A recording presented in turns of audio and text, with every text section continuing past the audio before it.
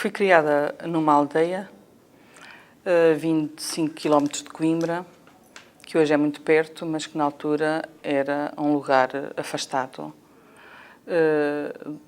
dos centros urbanos. Estudei numa escola na aldeia vizinha, apesar da minha aldeia ter escola. Andava cerca de 1 quilómetro para a escola vizinha, onde a minha mãe era professora. Eu fui aluna da minha mãe. Nessa altura, a escola era um retângulo, simples, frente a uma praça, perto da igreja, e éramos 50 e tal alunos para 30 carteiras ou 30 lugares. Portanto, não havia lugares para nós nos sentarmos todos.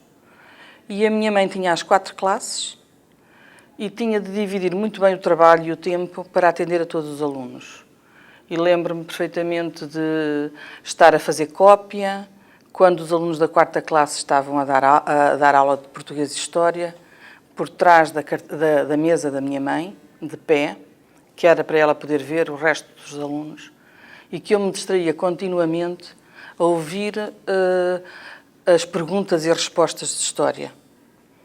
E deixava cair borrões de tinta no caderno, que dava direito a umas palmatoadas no fim, e era sempre a última a acabar a fazer a cópia, com letra mal feita. E lembro-me de que desde essa altura que gostava imenso de história. E quando cheguei ao fim da 1ª classe, eu já sabia a história de Portugal toda. Só a parte da República é que não entendia muito bem. Mas toda aquela história dos reis e tal, aquelas dinastias todas, eu já sabia isso tudo de cor. Portanto, o meu primeiro contacto com a história foi, de facto, uma história oral. Foi de ouvir, fazer perguntas e dar respostas, ainda sem saber ler, e achava muita piada aquilo.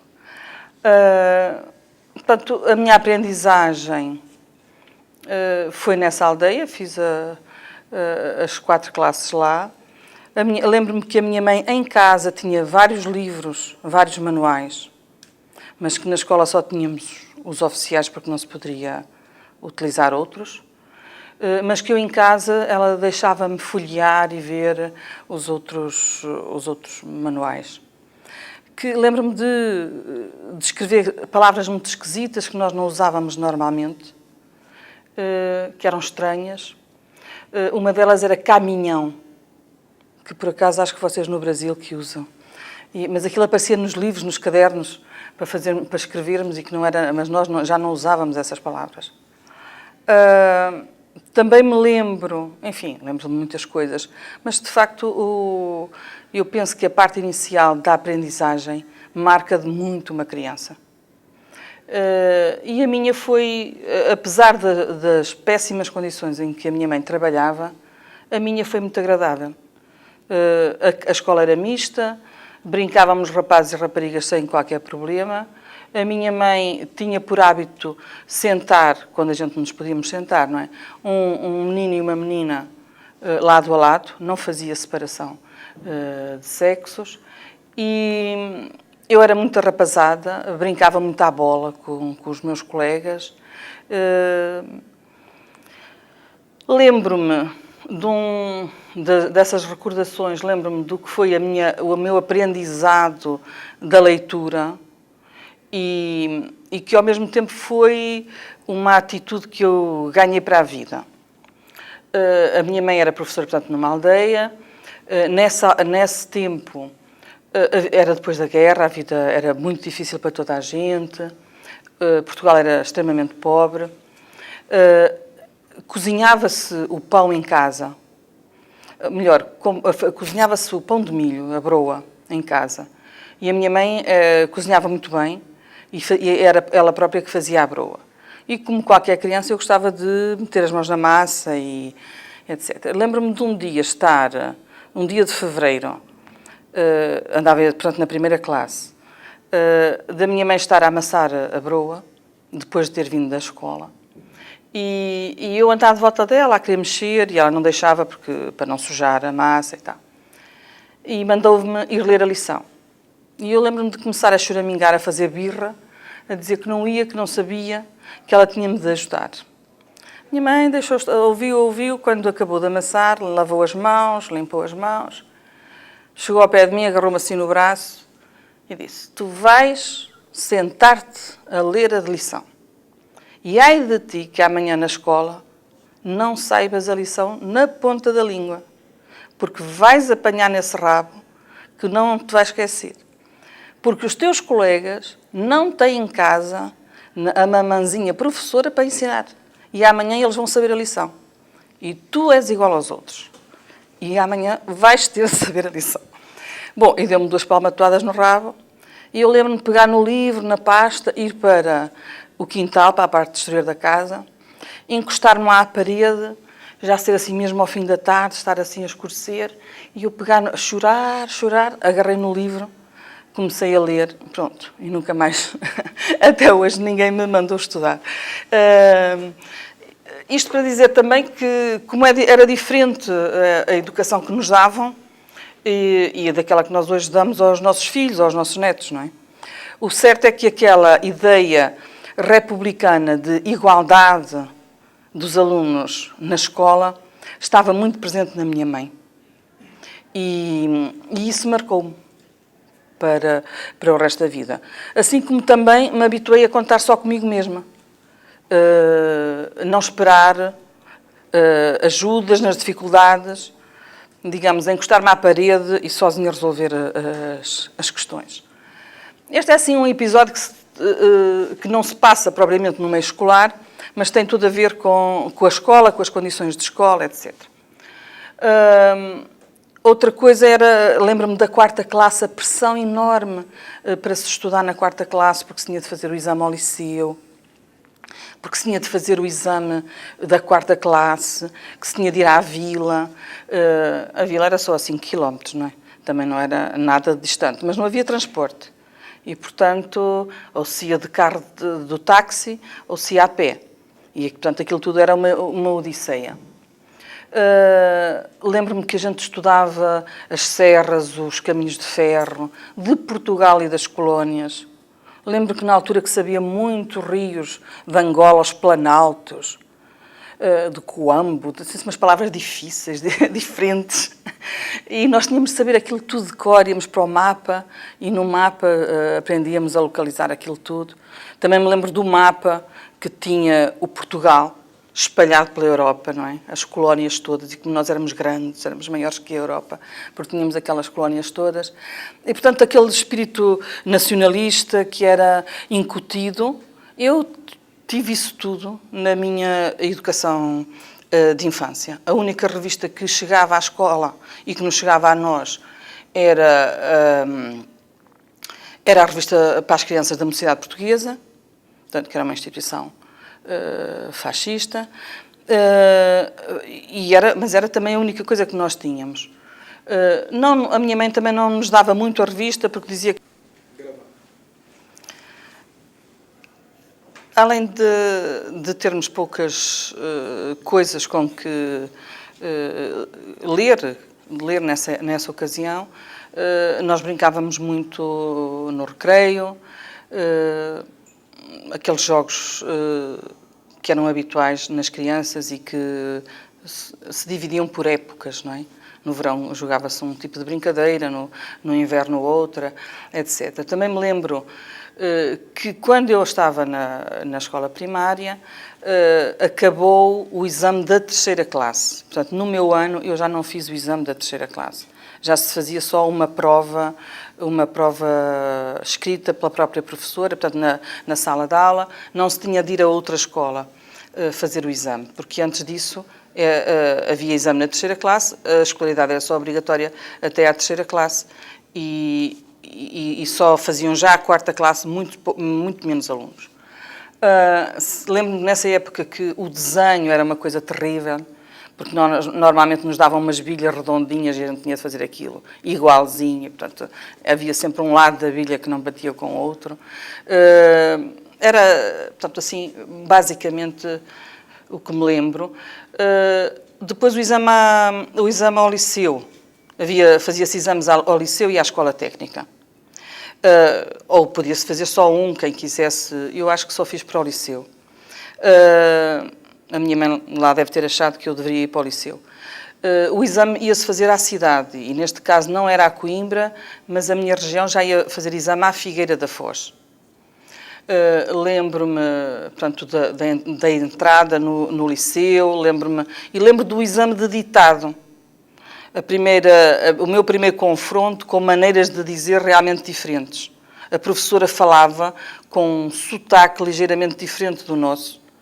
E, portanto, nós estávamos apavorados se estávamos a escrever bem ou não. Uma simples palavra, pelo caminho, lembro-me que era assim qualquer coisa, e os miúdos perguntavam, mas é pelo ou pelo?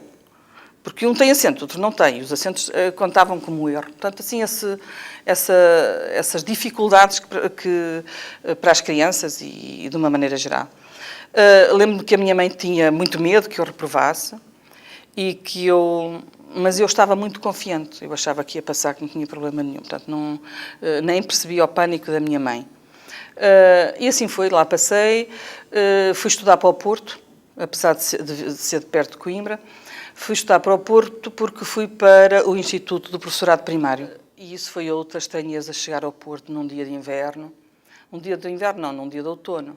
Em outubro, ida de comboio com a minha mãe, uma viagem na altura longa, um comboio ronceiro, e chegar à cidade e achar aquilo tudo horrível. Achei o Porto uma cidade detestável, fria, escura, suja, um céu cinzento. Portanto, essa imagem que eu tive de criança quando cheguei ao Porto não tem nada a ver com o que eu penso hoje do Porto, mas também o Porto está muito diferente, muito diferente. E, de facto, eu fui para uma zona que era uma rua estreita, uma rua onde tinha muitas peixeiras, muitas peixarias, e, portanto, havia aquele cheiro a peixe, a água a correr pelo passeio, e eu achava o Porto uma coisa detestável, não é? No Instituto, nós íamos às aulas ao liceu, portanto, o Instituto funcionava como residência, mais ou menos. Estávamos internas no Instituto, mas íamos às aulas ao liceu. Íamos em fila, tínhamos um uniforme azul, marinho, e no liceu éramos assim um pouco umas aves raras, porque funcionávamos como grupo, não é? Era aquele grupo das meninas do Instituto.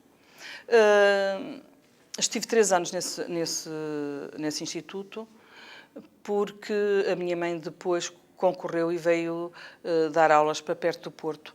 Portanto, nós passámos a viver no Porto e foi numa altura boa, porque o internato era, sobretudo, difícil para os adolescentes. Quando se era mesmo criança, a gente adapta-se. Quando se chega à idade da adolescência, com as regras todas que nos eram impostas, de despersonalização, não é? Que começava pelo não se podia escolher a roupa, não se podia, nem sequer dentro da roupa que se tinha, decidir se vestia este casaco, ou aquela saia, ou aquela blusa, estava tudo pré-determinado. Isso provocava uma reação forte. E, portanto, nós adolescentes, eu lembro-me que nesse último ano, que fiz parte de um grupo que fazíamos imensas patifarias às funcionárias. Lembro-me, cantávamos-lhe cantigas assim, jocosas, tudo, enfim. Lembro-me que então o terceiro período devia ter sido um martírio para elas nos aturarem. E eu fazia parte desse grupo. A vida no internato, por outro lado, ensinou-me muita coisa, não é? Ensinou-me o valor do coletivo, porque há quem fugisse das decisões, violasse as regras do coletivo, não é? Porque isso era o pior que podia acontecer. Ninguém me falava com a pessoa, ficava completamente afastada de tudo e de todos. Portanto, seria uma coisa violentíssima. E as regras eram, como digo, eram muito severas. Havia muito a norma de não denunciar ninguém, ai de quem o fizesse, do silêncio, quando alguém fazia alguma coisa e não se acusava, ninguém se atrevia a acusar ninguém, não é? E, portanto, havia assim um certo... Por outro lado, havia também um certo espírito de camaradagem, nós aprendíamos a fazer coisas com as mais velhas, Umas aprendiam a dançar, outras a pentear-se, outras a fazer bordados, a ler livros que não eram autorizados, enfim. Também havia toda essa parte, não é, de uma outra ordem que os alunos instituíam e que era, de alguma maneira, desconhecida de quem governava a casa, não é? Aliás,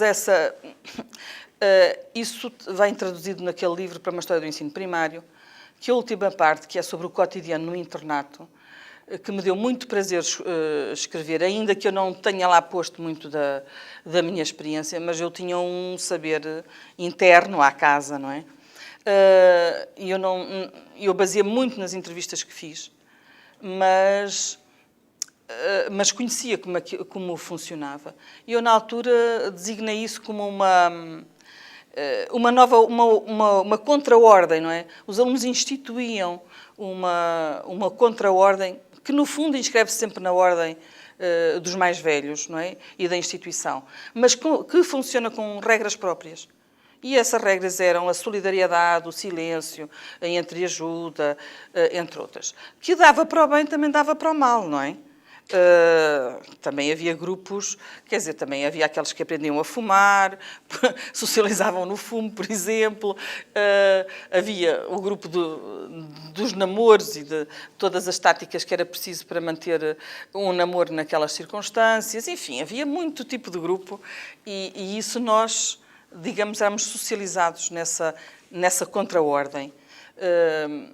Isso marcou bastante, ainda que eu não tivesse um grande amor pelo Instituto, digamos assim. Eu não sou daquelas pessoas que saiu traumatizada, como eu conheci muitas entrevistadas, que me falavam de uma maneira angustiada da sua passagem pelo Instituto. Eu não saí traumatizada porque saí bem.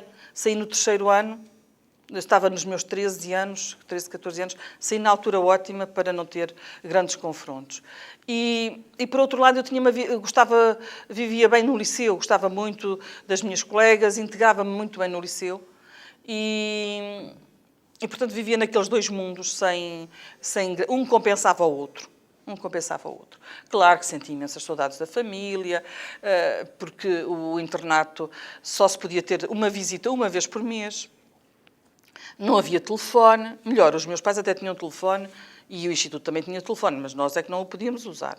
Só em caso de doença grave ou qualquer coisa assim é que era utilizado o telefone. Portanto, nós tínhamos de escrever postais, a correspondência era lida, toda lida, portanto, também escrever os postais era quase como fazer uma ata, não é? Não se dizia nada. Hoje é domingo, estou bem, como é que está o pai, como é que está a mãe. Portanto, eram esse tipo de coisas, porque nada de mais íntimo se podia dizer, já se sabia que ia ser lido por terceiras pessoas, que além de ler ainda comentavam, não é? Portanto, era preciso muito cuidado e eu isso aprendi rapidamente, essas várias qualidades da escrita, não é? O que é que se podia dizer, o que é que não se dizia, porque via-se logo o resultado. Enfim, fui uma aluna normal. O meu padrão era passar, mais ou menos despercebida. Não, como eu costumo dizer, não pedir nada a ninguém, mas também ter as possibilidades de fazer aquilo que eu queria. E, portanto, nunca foi o meu objetivo ser uma aluna brilhante ou não sei o quê, mas o objetivo é que não podia reprovar, não é? Porque isso tinha os meus pais em casa e, portanto, era preciso ter algum cuidado com isso. Mas, sei lá, depois no liceu tinha uma turma muito interessante. Não sei se aqui aconteceu alguma vez, mas as turmas lá eram organizadas por letras, não é? E as melhores alunas estavam na letra A, era a turma A, a turma B, a turma C, a turma D. Como dizia a minha professora de matemática, quando chegava ao H, era completamente mudo, não é? Porque em matemática já ninguém sabia nada. E então eu andava ali na letra C, na letra D, C, D, mais ou menos andava por isso.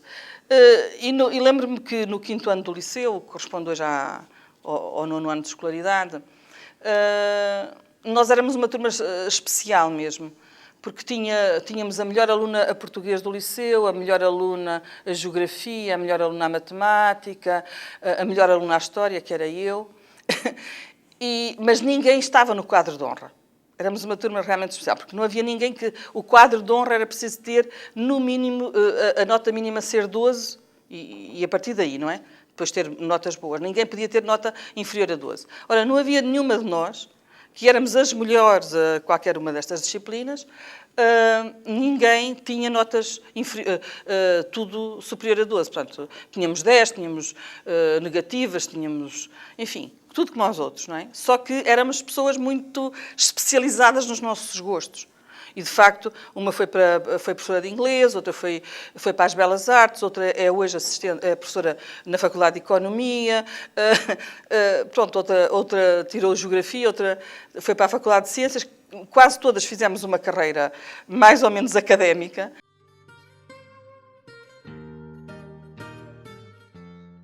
Era difícil para mim o estudo do latim e do grego. Eu reprovei no exame do 7º ano do liceu e tive de fazer em setembro o exame. E, portanto, passei todas as férias de verão a estudar grego e latim. Eu dizia até, eu tenho de conseguir fazer isto, porque eu detesto isto. Como é que eu vou passar um ano inteiro a estudar grego e latim? E, portanto, estudei nessa altura e pensei, eu queria ir para Coimbra. E então nós tínhamos de fazer exame, além portanto, dos exames do liceu, os nacionais. Nessa altura fazia-se exame de admissão à universidade, mas fazia-se à própria universidade, não é? Não era um exame do Ministério, mas era das universidades. Eram as universidades que faziam a seleção. E, portanto, nessa altura havia Porto, Lisboa e Coimbra. E eu lá andei de volta da minha mãe e convencia que era melhor ir fazer exame a Coimbra, na expectativa de que, se eu entrasse em Coimbra, ela me deixaria estudar para Coimbra. E estava na fila para me inscrever, etc. E lembro-me das discussões que se travavam entre os mais velhos, porque tinha acabado de haver uma reforma do ensino universitário e os cursos de História e Filosofia, que era um só curso, dividiram-se e deram origem aos cursos ou de História ou de Filosofia. E, portanto, eu fiz o exame em Coimbra. Acho que tive boa nota nesse exame, não me lembro bem o que é, mas que era uma boa nota. E fiquei toda contente, pensando que ia ficar em Coimbra. E tínhamos lá pessoas conhecidas, a minha mãe tinha estudado em Coimbra, etc. E, portanto, toda aquela mitologia, a universidade era Coimbra, não era o Porto. Claro que a minha mãe me disse, não, agora filha vais a Coimbra, sim, mas vais pedir a transferência para a Universidade do Porto. E com muita desilusão minha, acabei por ter de pedir a transferência para a Universidade do Porto, porque, claro, era caríssimo estar a deslocar um filho para Coimbra quando estávamos a viver no Porto. E eu já tinha a minha irmã mais velha a estudar em Lisboa, que o curso dela só existia na época em Lisboa, que era Educação Física. E, portanto, muito contristada, lá vim para o Porto, e onde fiz também o meu curso. Não o fiz, contudo, o curso de uma maneira seguida, como seria suposto, uma vez que eu tinha sido sempre uma aluna dentro daqueles parâmetros que eu própria definia, mas sem problemas. Porque, bom, a primeira coisa foi que a entrada na universidade para mim foi uma desilusão enorme. Não era nada do que eu tinha imaginado como universidade. Portanto, não foi assim uma relação boa, digamos assim, com a universidade. A seguir, porque todas as pessoas da minha idade vivíamos a questão da guerra, não é? E, portanto, todos os nossos amigos, irmãos, namorados, etc., tinham de ir para a guerra. E, portanto, isso era um tema de discussão dentro da universidade, etc., e comecei a interessar-me também por outras coisas, que já me interessava, mas comecei agora noutro contexto, com mais liberdade, em casa, etc., e eu gozei sempre de bastante liberdade por parte dos meus pais, e saía à noite, ia onde quisesse, eles confiavam em mim também. Lembro-me que me inscrevi no teatro universitário, que nunca fiz teatro, mas o teatro era o grande polo de discussão política dentro da universidade. E, portanto, frequentava essas reuniões, essas coisas. Lembro que foi a primeira vez que vi o Zeca Afonso cantar, foi para nós numa dessas reuniões no teatro universitário. E, simultaneamente, eu tinha uma outra atividade assumi responsabilidades porque eu era católica e toda uma formação católica e era militante da Ação Católica. Assumi responsabilidades de direção na Juventude Católica. Aliás, onde vinha conhecer o meu marido, e depois começámos a namorar e casámos, mas nessa altura fomos nós que fundimos, havia a Ação Católica Feminina, a masculina e tal, e nós fundimos isso, acabou-se as divisões. Também entramos, pronto, na JUC, que era a Juventude Universitária, havia um debate religioso e político também muito intenso, e, portanto, nós éramos assim no Porto desse grupo bem politizado, e que atuávamos. Lembro-me que neste período também foi a altura em que o Bispo do Porto regressou do exílio, nós estivemos nesse movimento da vinda do Bispo do Porto. Enfim, tinha outro tipo de responsabilidades para além do fazer o curso simples de universidade. E, entretanto, o meu namorado foi para a guerra, não é? Foi para a Guiné, foi parar à Guiné. Ele já não tinha pai, portanto, não optou por ir conhecer aquilo. Outros optaram por desertar, outros foram e fizeram alguma ação dentro do próprio exército. A nossa opção não era assim muito grande, dado que ele era filho único da mãe dele e era sozinho. A mãe vem a morrer durante o período em que ele está na Guiné e, portanto, eu tive de dar apoio a várias coisas também.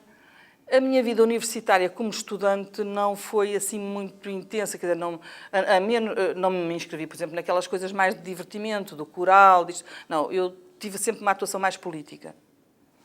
Toda a minha formação foi nessa área. Mesmo no campo da Ação Católica, estávamos na fileira da frente do debate político. E éramos bastante conhecidos por isso, não é? Bastante referenciados, por isso quer eu, quer ele. Daí que, enfim, sempre também relativizei bastante o estudo universitário. Estudava aquilo que gostava, até estudava muito mais do que o que seria preciso. Aquilo que apreciava menos também punha para o lado. E não dava assim uma importância. Aproveitava fazer viagens, isso fazia, de História da Arte Portuguesa, de ir à Itália, assim, essas coisas eu, se tivesse oportunidade, fazia, mas não tinha assim uma vivência de passar o tempo nos cafés, na conversa, etc. Não tinha muito vagar para isso. E, entretanto, fomos apanhados pelo 25 de Abril.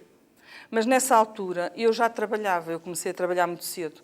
Eu comecei a trabalhar com 20 anos, porque nessa altura comecei a pensar, a que seria a minha sogra morreu, e quando ele viesse nós pensávamos em juntar-nos e, portanto, era preciso que alguém trabalhasse. E eu concorri para o ensino e fiquei como professora provisória. Aliás, fui substituir um poeta português, que é o Pedro Homem de Melo, numa escola técnica, e adorei dar aulas. Adorei ser professora naquela escola, aliás, onde estive 5 ou 6 anos. E aí tornou-se difícil frequentar as aulas todas, etc. Estava nessa situação, eu comecei a dar aulas em 1972, estava nessa situação quando se deu o 25 de Abril. Um 25 de Abril que a gente já adivinhava que iria acontecer alguma coisa, não sabia era quando. Também já como professora, entrei em contacto com o grupo de estudos. O grupo de estudos era um grupo que deu origem ao sindicato. Digamos, era um grupo de resistência que procurava organizar os professores em torno de questões pedagógicas e da discussão da situação. Portanto, quando veio o 25 de Abril, aí eu desinteressei-me completamente da universidade. Eu tinha o bacharelato, era preciso fazer mais 2 anos para ter a licenciatura, e aí havia coisas muito mais importantes do que acabar a licenciatura. E eu participei em tudo o que foi remodelação, combate político na minha escola, que era uma grande escola técnica. Na altura tinha 4.000 ou 5.000 alunos, assim, qualquer coisa de grande. Eu dava aulas a muitos alunos da noite, que eram quase todos mais velhos do que eu. Portanto, também tinha esse contacto com o mundo operário de outra maneira, não é? Como era novita, eles falavam muito comigo e assim tínhamos uma ótima relação. E quando veio o 25 de Abril, pronto, sei lá, estive no grupo que pedimos a admissão do diretor, encabeçámos uma comissão diretiva, etc. Nunca assumi cargos. Estive sempre só mesmo no combate de base, nunca assumi cargos nenhuns. Mesmo na altura chegaram-me a convidar para a escola, se eu não queria dar aulas para a Escola Normal do Porto, mas eu não tinha a licenciatura e, portanto, achei que não devia. Bom, aí, pronto, há todo um processo político, de participação política, em várias coisas. Fiz coisas muito interessantes nesse período que vai de 74 a 76. Fiz coisas muito interessantes. Criámos um movimento social, que era os Cristãos pelo Socialismo, que, nessa altura, organizou milhares de pessoas. Nessas funções, eu e o meu marido éramos coordenadores para a parte norte, corremos as aldeias, lembro-me que era num carrito pequeno de 2 cavalos que nós tínhamos, e aos fins de semana íamos por trás dos montes, por aquela zona do Douro, às aldeias, falar às pessoas da Revolução. Nessa situação também fui à França pela primeira vez falar aos imigrantes portugueses sobre a Revolução. Portanto, conheci um outro lado da vida, não é? Nesse contacto com a vida das aldeias muito diferentes da minha, porque isto Trás dos Montes era outro mundo. Portanto, zonas ainda muito mais pobres. Também conheci as associações de imigrantes em França, que França tínhamos mais de 1 milhão de pessoas a trabalhar em França nessa altura, e corri vários pontos em França. Portanto, foi um tempo de muita atividade, mas em que eu me limitava a dar aulas, digamos, a fazer atividade na escola, etc.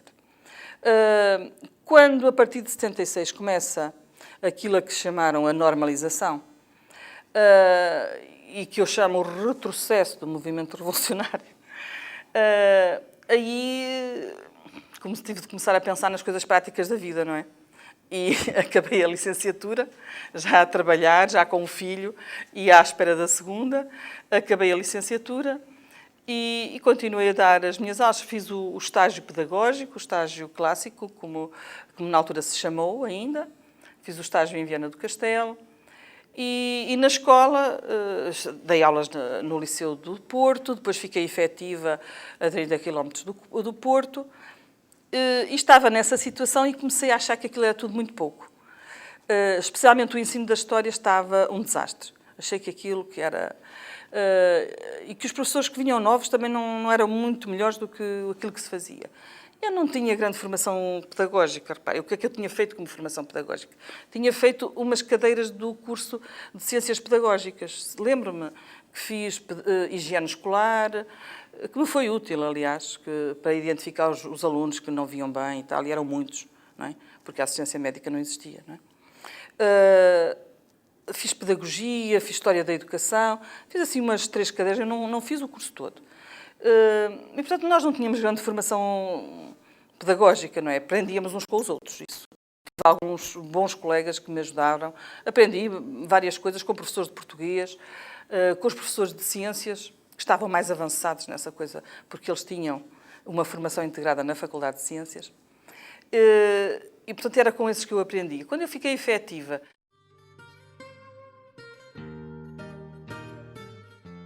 ou nada disso. E, portanto, nós, como vimos, até esse movimento de que participei, aliás, o Porto foi, dentro desse movimento dos cristãos pelo socialismo, foi até onde se fez mais trabalho, e se fez realmente trabalho de base. Às vezes chamavam os nossos amigos e tal, diziam que vocês aí no Norte fazem coisas fantásticas. E a gente não fazia nada de fantástico, não é? O que eu achava que eles achava incrível que eles não percebiam, não conheciam, por exemplo, a zona onde viviam para poder trabalhar. Mas, de facto, nós tínhamos todo um terreno a desbravar no Norte, onde, digamos, onde a pobreza era maior, o analfabetismo muito grande, o peso da igreja mais tradicional, mais presente. E, portanto, nós sentíamos isso de uma maneira talvez mais viva. E para mim, nesse momento, era mais importante contribuir para a mudança e para aquela esperança de um Portugal melhor, do que estar-me a preocupar muito com questões académicas, não é? Daí que eu tenha participado nessas coisas. Não quer dizer que eu, por exemplo, quando surgiu o sindicato, sindicalizei-me logo, participei nos debates do sindicato, ia aos plenários, essa coisa toda, não é? Na minha escola estive sempre, onde trabalhava, estive sempre presente, mas presente, ativa, participativa, a discutir, etc. Mas não a ter cargos, a ter essas funções mais insistentes. Até porque eu era muito nova, não é? Eu tinha começado a dar aulas com 20 anos, eu estava com 22, 23 anos, não é? E, portanto, mas podia ter ânsias de poder, não é? Ou qualquer coisa assim, mas não tínhamos. E, portanto, esse trabalho foi interessante. Foi um trabalho muito... Eu lembro-me, anos mais tarde, já numa outra situação, já estava professora na Universidade do Minho. Lembro-me de Inglaterra me perguntarem sobre aquilo do 25 de Abril foi uma coisa horrível, não é? Até destituíram os diretores das escolas, que coisa! E eu lembro-me, fiquei assim muito pasmada, assim, mas porquê que é mau? Foi muito bom. Eu escandalizei toda a gente. Isto para os ingleses e para aquela hierarquia toda, eles não me entendiam. E, portanto, o que eles também tinham, aquelas notícias, não é, que passam na televisão, eles não entendiam como é que eu podia, como é que se podia conceber uma escola sem uma estrutura hierárquica forte, não é? Porque nós, de certo modo, demos cabo dessa estrutura e estabelecemos uma estrutura democrática, não é? Não havia o diretor, havia um conselho diretivo, as decisões eram tomadas coletivamente, havia plenários de professores, havia plenários de alunos, etc. Isto, num contexto, imagino como o inglês e não só, era realmente uma coisa terrível, não é? O que para nós tinha sido uma coisa fantástica, de ter quebrado com os programas de história, nomeadamente. Eu lembro-me da minha angústia de ensinar história, quando comecei a dar aulas. Aquele programa de história, aquele livro de história. E daí que eu, também não obrigava a levar o livro para a aula, que cada um levava o que queria, dava muitas explicações. Lembro-me que dava muita história de arte até para fugir a outros temas. E lembro-me que dava muitas piadas quando explicava alguma matéria assim mais política e que eu fazia graça, para ver se os alunos apanhavam um segundo sentido das coisas e não aquele ali que estava presente. Lembro-me sempre de jogar muito com isso. Aliás, tive problemas, porque em todo o lado havia os denunciantes, não é? Claro que naquela escola, ainda por cima, uma escola técnica, também os tinha. E também os tinha entre os professores. Que é muito fácil saber o que é que cada um faz se começar a puxar pelos alunos, não é? E eles inocentemente falam. E, portanto, eu sei que fizeram queixa de mim ao diretor, que na altura a estrutura era, havia o diretor, havia os grupos disciplinares e havia o diretor de cada grupo disciplinar. E eu tive uma sorte enorme porque quer o diretor, que era um homem moderado, democrata, moderado, quer o presidente do meu grupo disciplinar, eram realmente pessoas que não eram aderentes do regime. E, portanto, lembro-me de que houve uma reunião do grupo, e éramos muitos, porque a escola era muito grande, não é? Éramos muitos professores, e solenemente o diretor do grupo me instigar a explicar como é que eu dava história e dava português. Porque é que eu exigia tanto português aos alunos, porque não era preciso exigir tanto aos alunos, porque eles iam ser operários e não precisavam de saber essas coisas, de literatura e tal. E eu aí disse, não, mas faz parte do programa. Claro que toda a gente sabia que aquilo fazia parte do programa, mas ninguém dava, é evidente. Nem ninguém exigia aquelas coisas. Por exemplo, sei lá, eu lembro que na altura era a questão Coimbra, século XIX, não é? Mas que era uma temática que já ninguém dava, porque aí já entravam as ideias socialistas e etc. E, portanto, já não se falava dessa questão. E eu lembro-me que eu dava isso, e eu os obrigava a ler algumas coisas e tal. E os alunos reagiam bem, não é? Mas, portanto, publicamente eu tive assim como é que se chama?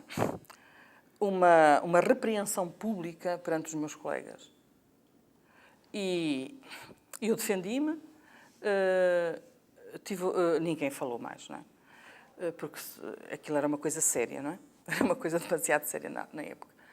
E depois lembro-me que no intervalo de uma aula, num corredor onde eu dava aula já num outro edifício, o diretor vir ter comigo e mais ou menos dizer-me: eu tive de fazer aquela reunião, mas tenha cuidado. Tenha cuidado seja prudente. Isto não vai acabar já. E a colega ainda só está a começar, porque era normal que pudessem excluir-nos do ensino, pura e simplesmente. Portanto, essa foi assim, aquele embate. Era difícil ensinar história. Para quem tivesse alguma consciência política, não é? Porque, como o regime dizia, aquilo que se ensinava nos livros de história não interessava à ciência. O que interessava era a verdade nacional. E isso era duro, não é? Isso era duro para alguém que gostava de história. Ora bom, depois, portanto, eu participei nisso tudo e para os professores foi, de facto, uma época extraordinária de criatividade. Que nós fazíamos coisas fantásticas, eu acho, com pouquíssimos recursos. E havia uma enorme criatividade de parte dos professores. Eu lembro-me, mais tarde, já na faculdade, de ter, por causa do ensino da história, estar a estudar programas, e lembro-me de diversos programas de história que foram apresentados por grupos de professores e outros formados pelo Ministério, que eram programas interessantíssimos, quer do ponto de vista do conteúdo, quer do ponto de vista pedagógico, e que depois de 76, 77, 78, foi tudo gaveta, não houve nenhuma avaliação do que foi feito. O que há ainda hoje é uma névoa de fumo, eu diria quase de calúnia sobre esse período. Porque foi feito muita coisa muito interessante, inovadora, e tendo em conta de onde é que nós vínhamos, e da preparação e de tudo o que tínhamos. Ora, depois disso, como digo, depois de 76, 76, 78, começa aquilo que os sociólogos chamam de normalização. E aí começa a estrutura central a impor-se, as regras a serem definidas, os programas a serem muito bem definidos, etc. Mas ainda, mesmo assim, nesse período, há muita força, muita combatividade da parte dos professores. Mas já é a altura em que eu, portanto, acabo a licenciatura, é a altura em que vem muita gente das colónias, vêm retornados numa situação muito difícil que a gente humanamente também tem de compreender e, portanto, muito revoltados com tudo e connosco, que estávamos em Portugal, muito reacionários. Eles também eram recebidos pelos partidos de direita no aeroporto e eram acarinhados e tal. E, de uma maneira geral, portanto, tinham um discurso muito difícil.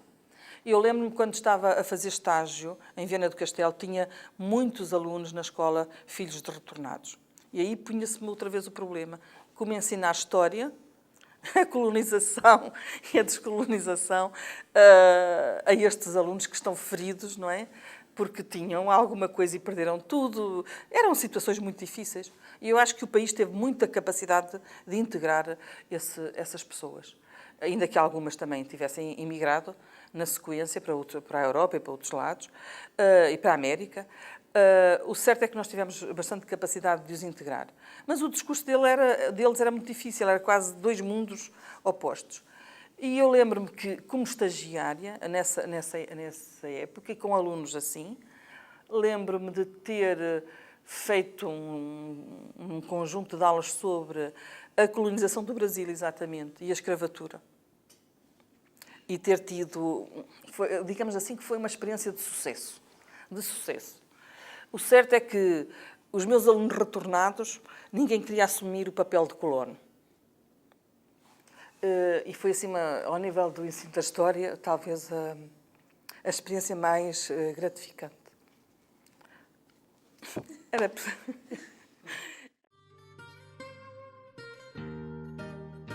Destas experiências todas que tive ao nível do ensino, para mim foi-se tornando muito claro que era preciso mexer um pouco na formação de professores. Porque eu tive algumas experiências interessantes durante o tempo de estágio, mas foi claro para mim que o orientador de estágio não tinha formação para ser orientador. Pronto, eu tive algumas dificuldades com ele e no fim escrevi isso mesmo. Disse-lhe a ele e participei para o Ministério.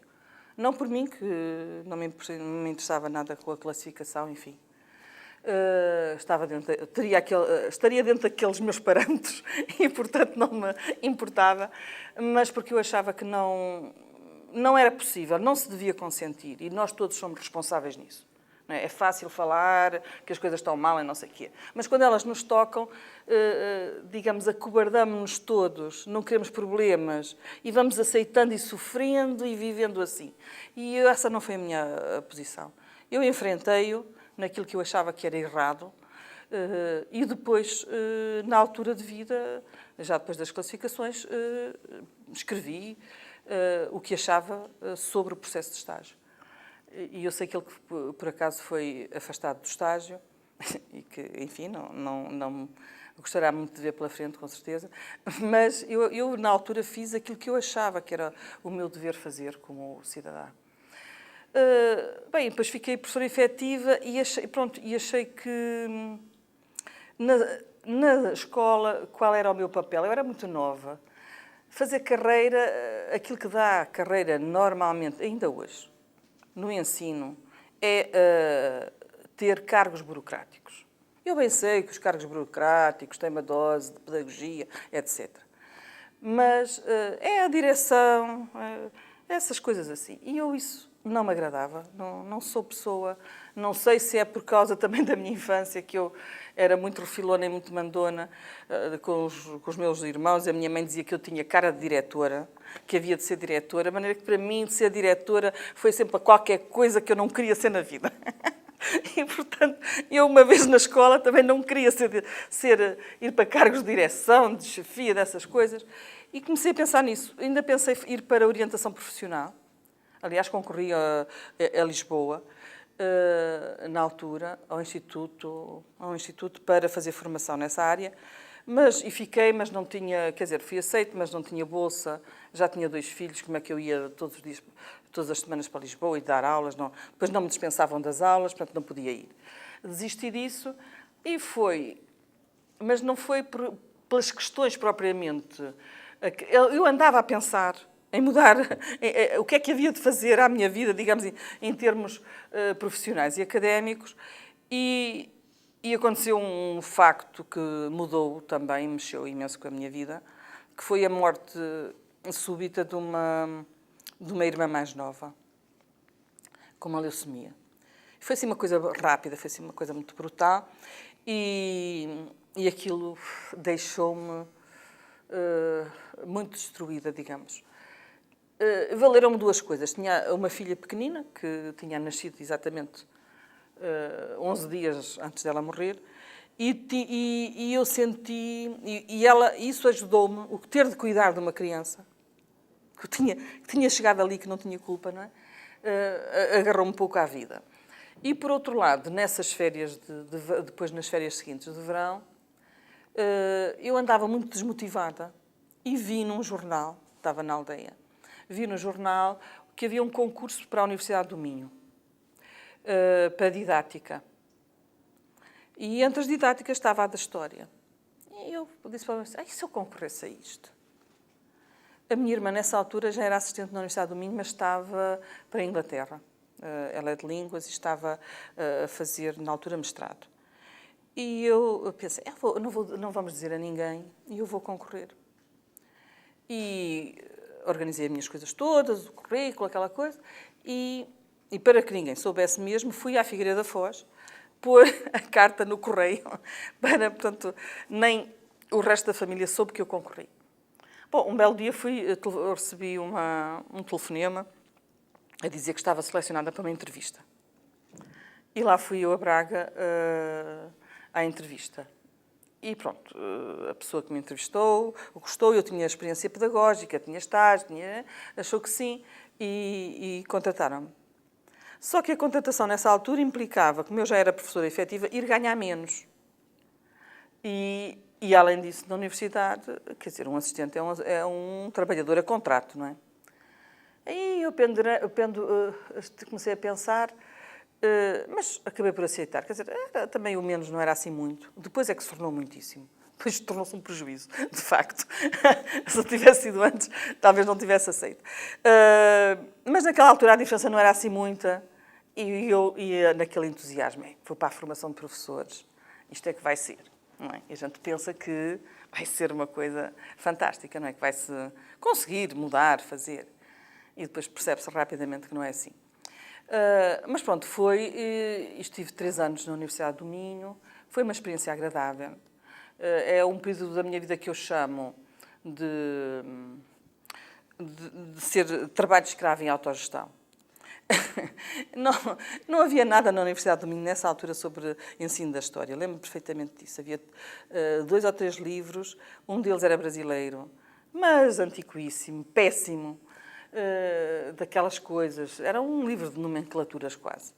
E eu lembro que nessa altura fiz um esforço danado, porque eu sempre detestei o inglês e tive de começar a ler inglês. Comecei a procurar coisas em francês, a França tinha pouco produção na área da didática. Encontrei, e pedi também, nessa altura, à minha irmã que estava a estudar em Inglaterra, a fazer um mestrado em Inglaterra. Em Portugal não havia mestrados nessa altura. Perguntei-lhe para ela me procurar livros lá em inglês, se haveria alguma coisa, e ela trouxe-me, lembro dela me trazer, nas férias de Natal, uns livros muito engraçados, uns manuais que eles lá usavam, cheios de banda desenhada, de bonecos. Isso dos miúdos é que gostam disto. E portanto, procurei, estive para ir fazer o mestrado nessa altura a Londres, que a Universidade do Minho facilitava muito, dava bolsas. Cheguei a preparar tudo com uma colega de física que fez, e eu desloquei-me à Inglaterra às minhas custas, a visitar universidades. Lembro-me que corri várias universidades, fui de comboio e tal, que sabia pouquíssimo inglês, ainda hoje, e que preparava as perguntas que queria fazer com a minha irmã, escrevia aquilo tudo, depois ia no comboio, ia estudando as perguntas. E fui às livrarias, vim carregadíssima de livros para Portugal e pensei, de facto, ir lá fazer o mestrado. Mas como tinha os filhos muito pequenos, mesmo muito pequenos, e apesar do meu marido sempre me apoiar, etc., eu não tive coragem. Não tive coragem de ir. A mais velha agarrava-se a mim, a chorar e tal. Eu não tive coragem. E hoje não estou arrependida de não ter ido. Não estou mesmo arrependida. Acho que era um sacrifício demasiado para um conjunto de pessoas e que não valia muito a pena, porque nós também à distância também podemos estudar e etc. E, portanto, fiquei na Universidade do Minho e comecei a preparar as minhas provas de aptidão pedagógica, que era assim que se chamava. Nessa altura, abriu no Minho o primeiro curso de mestrado.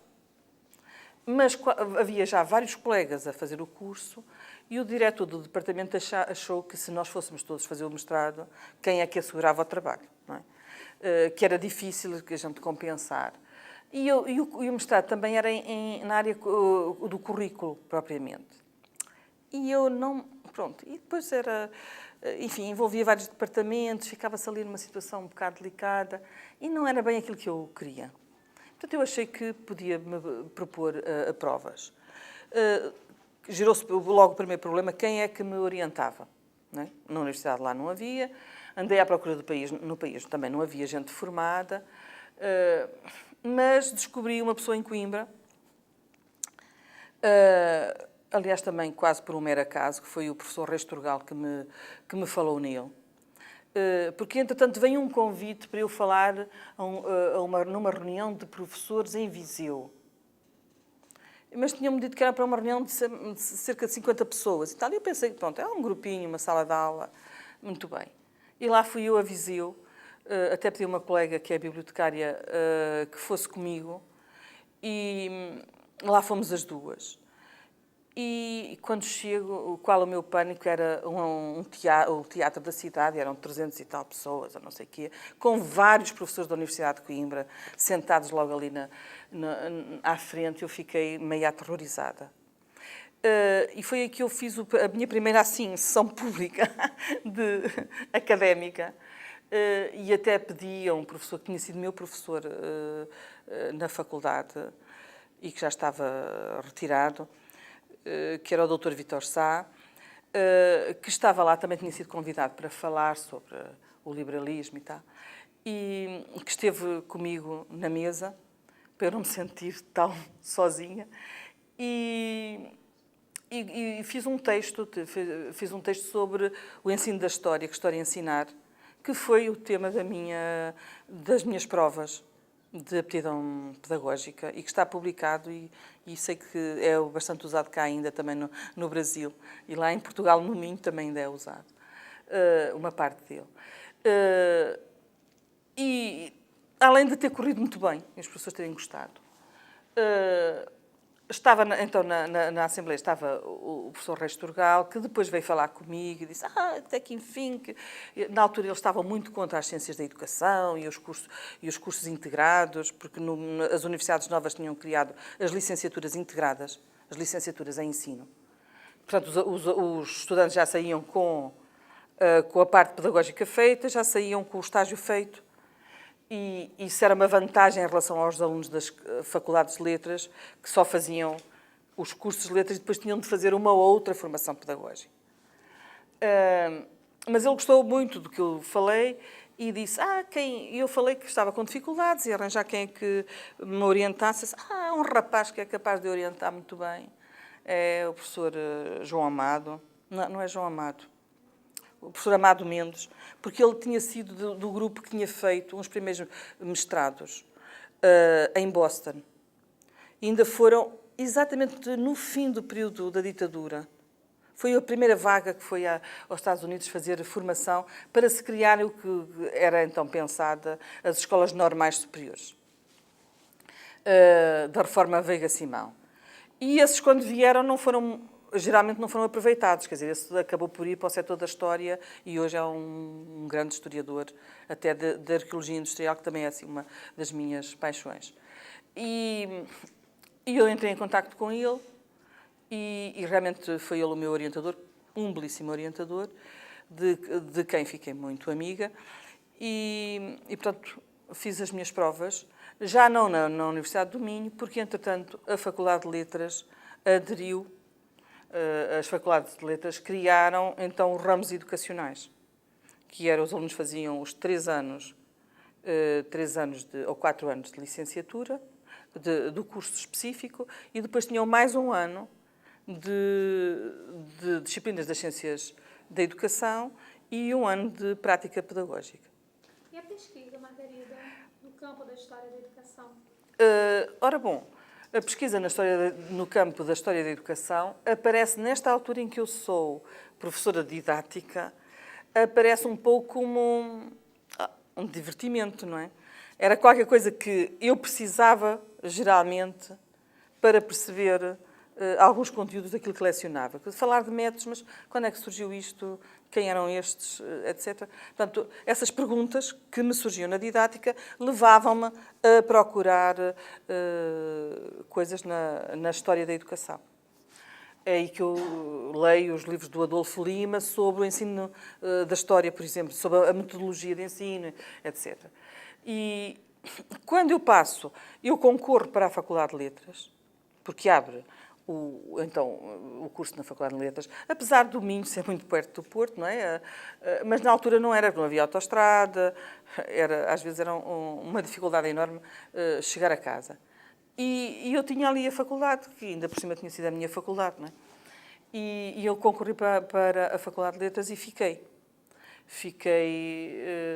fui selecionada e fiquei lá como professora. Mas a minha perspectiva era ir para a Faculdade de Letras, continuar na didática do ensino da história. Qual é o meu espanto quando eu vou dar introdução às ciências da educação? que nessa época ainda hoje lá, é dada mais na área da filosofia. Na altura era um pouco de História da Educação, era metade do programa era História da Educação, metade Filosofia da Educação. E eu trabalhava mais a parte de História da Educação, ainda que na verdade tivesse de ensinar de tudo.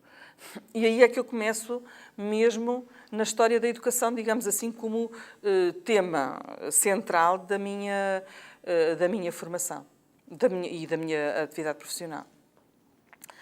Como eu não fui para a didática, ainda estive um ano, o primeiro ano estive à espera. No segundo ano manifestei interesse por ir para a didática. No final do segundo ano disseram-me que não, que a área da didática ia ficar só na história, eu ficaria só na educação. E eu aí desinteressei-me um pouco. Eu disse, então, se é para eu ficar com a introdução às ciências da educação, com a história da educação, isto não me agrada muito. E eu tinha sido convidada para ir para a Faculdade de Psicologia e Ciências da Educação. E eu, na altura, não aceitei, não que não apreciasse o convite, mas exatamente porque eu pensava que ia para a didática nas letras. E depois o processo nas Ciências da Educação atrasou-se, a criação do curso, etc. E eu, pensei, eu vou fazer aqui carreira nas letras. Quando eu percebi que não ia fazer naquilo que eu, de facto, estava interessada, então eu concorri abriu um concurso nas Ciências da Educação e eu concorri. E fiquei. Pronto, vários dos colegas que estavam nas Ciências da Educação tinham sido meus colegas na Universidade do Minho, que tinham vindo para o Porto exatamente para criar a Faculdade de Educação. E aí acabei por ficar e fazer a minha carreira, não é? E foi já na Faculdade de Psicologia, só na faculdade, com isto tudo, eu perdi vários anos de carreira, digamos. Eu não soube administrar a minha carreira académica, não é? Hoje, com a idade que tenho, já deveria estar mais longe, não é? Mas nunca foi essa a minha preocupação. Portanto, eu fui para a Faculdade de Psicologia, também dar introdução às ciências da educação, também dar métodos de investigação, mas dediquei-me, assim, objetivamente e concretamente ao ensino, à história da educação. E aí vai surgir uma outra questão, que vai ser a questão dos museus da educação. Não sei se está interessada nesse tema. Ora, bom, como é que surge? No início da Faculdade de Psicologia e Ciências da Educação, nós tínhamos muitos seminários em conjunto, havia bastante debate. E uma das coisas que eu apanhei como espírito da faculdade e do Centro de Investigação, porque o Centro de Investigação que se criou é Centro de Investigação e Intervenção em Educação. E o aspecto da intervenção é realmente alguma coisa que marca a minha faculdade. E eu pensei, bom, é sempre aquela história, não é? História da educação, que intervenção é que se pode fazer nesta área? E para que é que isto serve, não é? Além da gente ouvir os nossos colegas, não é? Dizer que história não serve para nada e tal, só se interessa por coisas do passado. Apesar disso, eu captei essa ideia e pensei, bom, para fazer a intervenção tem que ser é uma intervenção de tipo cultural. Um primeiro campo para o qual eu me posso dirigir é para as escolas e para os professores. Mas se ficar só nisso é também demasiado restrito. As questões... E eu tenho muito uma visão da história como um campo muito aberto, de grandes interesses culturais, não é? Por exemplo, eu gosto de arte, gosto de arqueologia, enfim, gosto de muitas coisas. E, portanto, assusta-me esta especialização que só sabe daquilo e não sabe mais nada. Também não sabe olhar o mundo, não é? Porque o mundo não é só um cantinho. E foi nessa tentativa de perceber qual era o meu lugar ali que eu pensei, e entretanto tinha feito as provas de aptidão, estava como assistente, tinha de começar um processo de doutoramento. E quando eu pensei em fazer a história do professorado primário, e me dei com uma quantidade de documentação numas condições péssimas, completamente ao abandono, enfim, numas condições mesmo incríveis, eu resolvi, disse, bom, o meu campo de intervenção vai ser por aqui. E enquanto estava a fazer o doutoramento, além de ter tido, enfim, de resolver muitos problemas com as fontes com que trabalhava, apresentei um projeto para a criação de um museu da escola primária. E esse projeto foi financiado pela FCT. Na altura, sim, já foi pela FCT. Pelo programa Praxis 21. E nessa altura, tínhamos uma equipa constituída, muito variada, trabalhámos e foi um trabalho de 4, quase 5 anos, de muito entusiasmo, com gente muito interessante. O coordenador científico era o professor Rogério Fernandes, que, entretanto, também ficou meu orientador de doutoramento, que eu conhecia como historiador, mas não tinha qualquer ligação dele como pessoa, e que hoje é um grande amigo e uma pessoa por quem tenho um enorme carinho. E trabalhámos muito bem, eu penso que ele também gostou muito de trabalhar comigo. E trabalhámos muito bem, estávamos com um entusiasmo enorme. Tínhamos já o projeto de restauro do edifício pronto, já estava, os funcionários da Câmara já estavam a prepará-lo, e nisto há mudanças políticas na Câmara do Porto, e a nova Câmara disse não a tudo, liminarmente a tudo. E, portanto, morreu tudo aí. Agora, não morreu as outras coisas, quer dizer, continua a ter um espólio para preservar e para guardar, que neste momento está numa arrecadação da minha universidade. Continuo a ver as escolas completamente com material a desaparecer, e penso que tenho conseguido entusiasmar alguns professores pela necessidade da preservação desse património. E, portanto, tenho alargado isso para outros âmbitos, digamos assim, da conservação do património. De tal modo que o mestrado que criei no Porto não é nem de património, nem de história da educação, mas é um mestrado em educação e herança cultural. E, portanto, isto abre aqui para a herança cultural, portanto, são as tradições, as memórias orais, que podem ser da escola, pode ser da infância, pode ser de outras coisas, como as associações culturais. Por exemplo, eu tive uma mestranda que fez sobre as associações culturais de um concelho perto do Porto, por exemplo, que é um trabalho extremamente interessante e que podia ser um trabalho belissimamente aproveitado no campo político mesmo, mas que infelizmente não me consta que esteja a ser aproveitado. Portanto, mas tenho aberto assim para mais campos, nessa visão mais cultural da educação e da história.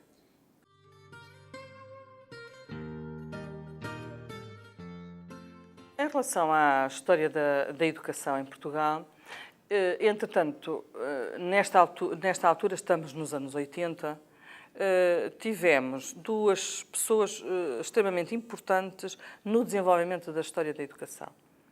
Por um lado, o professor Rogério Fernandes, por outro lado, o professor Nóvoa. E eu diria também, com toda a justiça, a professora Áurea Adão, porque é mulher e às vezes também fica um bocado esquecida nestas coisas.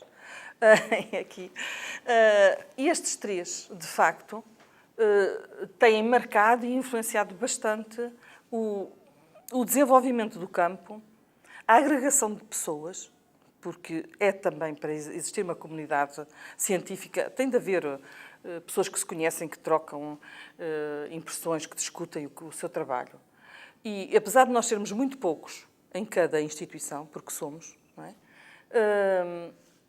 De facto, com eles, organizaram-se uma série de eventos e mesmo de associação, portanto, foi criada a secção de História da Educação na Sociedade Portuguesa de Ciências da Educação, isso por um lado. Deram-se início aos Luso-Brasileiros de História da Educação, aos Encontros Ibéricos de História da Educação. Realizamos alguns encontros nacionais de História da Educação, e isto tudo são os espaços onde nós apresentamos trabalho, trocamos impressões, conseguimos fazer projetos conjuntos, envolvendo várias instituições. Uns trabalham mais a sul, outros mais a norte, mas, enfim, quando são grandes projetos, quase que nos envolvemos todos de norte a sul. E isso tem criado, portanto, uma pequena comunidade científica, que já esteve mais em expansão do que neste momento. Já foi um campo mais a expandir-se. Neste momento estamos um pouco também na retração. Acho que enfim, as ciências humanas de uma maneira geral. E temos alguma produção que eu digo que é bastante razoável para o número de pessoas que somos. Que desenvolveram-se os cursos de mestrado, que eu acho que é fundamental assinalar isso. Os cursos de mestrado, os cursos de doutoramento permitem a democratização do acesso ao ensino superior e a uma formação de qualidade. E na história da educação abriram-se outros campos de investigação, nomeadamente sobre a cultura material, por exemplo, sobre a questão da história oral, com recurso a entrevistas, histórias de vida, o estudo de instituições educativas. Há várias instituições educativas a serem estudadas ou que vão ser estudadas, para além daqueles mais tradicionais campos de investigação, como seja a formação de professores, o currículo, algumas coisas sobre o currículo, também o associativismo docente. Portanto, abrem-se aqui, isto só para enumerar alguns campos de trabalho. Por exemplo, sobre o ensino técnico também, há trabalhos com alguma qualidade. Portanto, alargou-se bastante o leque de temáticas que são investigadas. Portanto, digamos que há um saldo positivo, mas sinto que podemos estar num período de alguma retração. Mas, de qualquer forma, penso que há um saldo muito positivo nestes 20 anos de história da educação em Portugal, sem esquecer todo o trabalho que foi feito, e se é justiça fazer-se, desde os anos 60, desde o professor Joaquim Ferreira Gomes até ao 25 de Abril. Portanto, que há ali um escola de pessoas, ele na Universidade de Coimbra e outros na Fundação Carlos de Gulbenkian, que foram desenvolvendo a história da educação, não é? Com, por exemplo, a Áurea Adão, o professor Rogério Fernandes, o Salvador Sampaio, para citar alguns deles.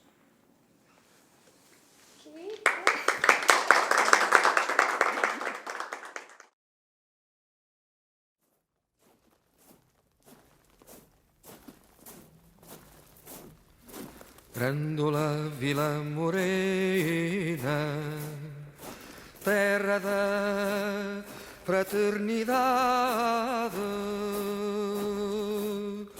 o povo é quem mais ordena dentro de ti a cidade, dentro de ti a cidade, o povo é quem mais ordena.